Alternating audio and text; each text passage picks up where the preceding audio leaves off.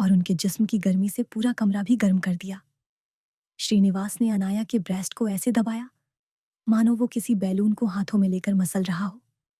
जब अनाया को जोश चढ़ा उसने श्रीनिवास के निचले हिस्से को ऐसे पकड़ा मानो आज उसके हाथ से ये छूटने न पाए। फिर श्रीनिवास ने अनाया के ब्रेस्ट को अपने मुंह में लेकर उसको एक अलग ही एहसास दिलाया। मसूरी की ठंड सिर्फ हवा में नहीं थी, वह दिल तक उतरती थी। श्रीनिवास ने खिड़की से बाहर देखा। पहाड़ों पर लिपटी धुंध, पीली लाइटों में नहाती सड़कें और कहीं दूर से आती किसी कैफे की धीमी धुन, सब कुछ जैसे समय को थामे हुए था। दिल्ली की जिंदगी में उसे कभी रुकने का मौका नहीं मिला था। घर की जिम्मेदारी, बहनों का भविष्य, माता पिता की उम्मीदें, वह हमेशा किसी न किसी लक्ष्य की ओर भागता रहा। आज पहली बार उसे लगा वह रुका है। दरवाजे पर हल्की दस्तक हुई। उसने खोला तो सामने अनाया थी।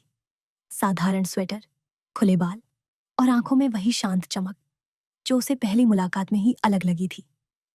हीटर ठीक नहीं है, क्या आप नीचे लाउंज में आना चाहेंगे? उसने मुस्कुराकर पूछा। लाउंज में आग जल रही थी। लकड़ी की खुशबू, कॉफी की भाप और बाहर गिरती बर्फ सब मिलकर माहौल को मुलायम बना रहे थे। वे आमने सामने बैठे। बातचीत शुरू हुई। नौकरी, सफर, बचपन, फिर चुप्पी। यह चुप्पी असहज नहीं थी। अनाया ने उसकी ओर देखा। आप बहुत जिम्मेदार लगते हैं, लेकिन थके हुए भी।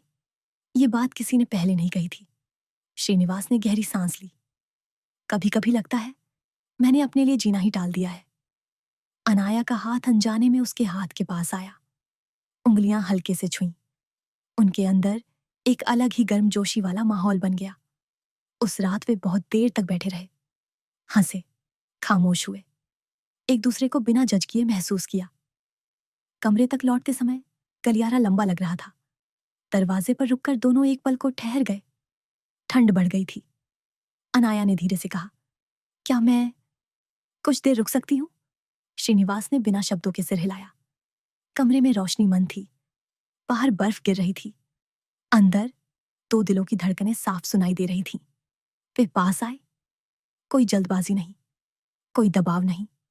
उसने अनाया के बालों को हल्के से छुआ, जैसे किसी नाजुक एहसास को थाम रहा हो।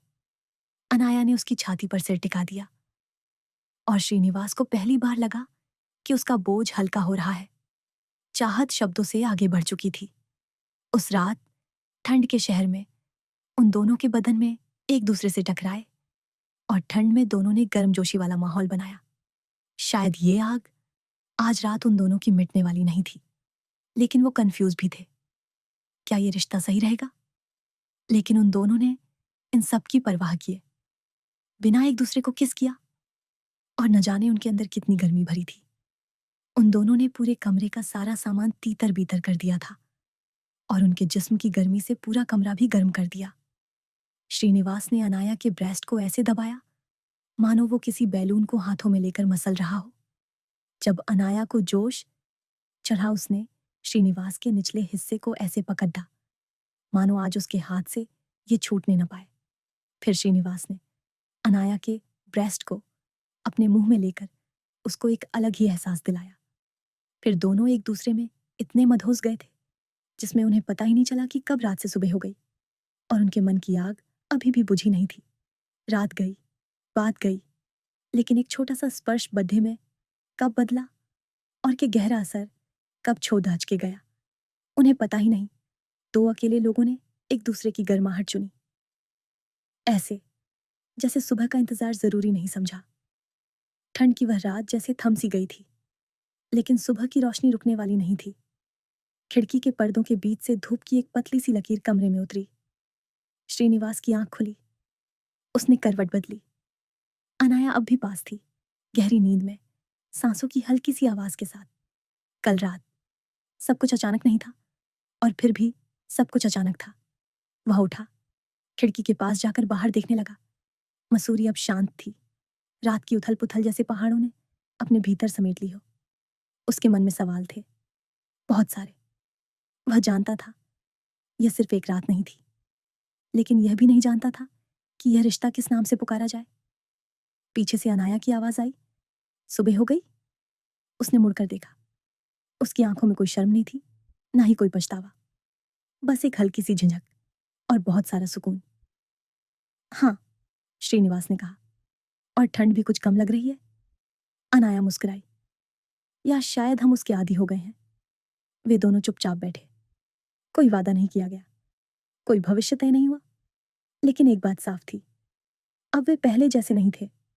नाश्ते के बाद अनाया को अपने काम पर जाना था। दरवाजे पर रुककर उसने कहा, कुछ रिश्ते नाम नहीं मांगते, बस याद बनकर रह जाते हैं। श्रीनिवास ने सिर हिलाया। वह समझ गया था। जब वह चली गई, कमरा फिर से शांत हो गया, लेकिन अब ये खाली नहीं था। दिल्ली लौटते वक्त भीड़, ट्रैफिक और जिम्मेदारियों के बीच श्रीनिवास को कभी कभी मसूरी की वह ठंड याद आती, जो दिल तक उतर गई थी। और वह जानता था, कुछ आगे बुझती नहीं, बस भीतर कहीं चुपचाप जलती रहती।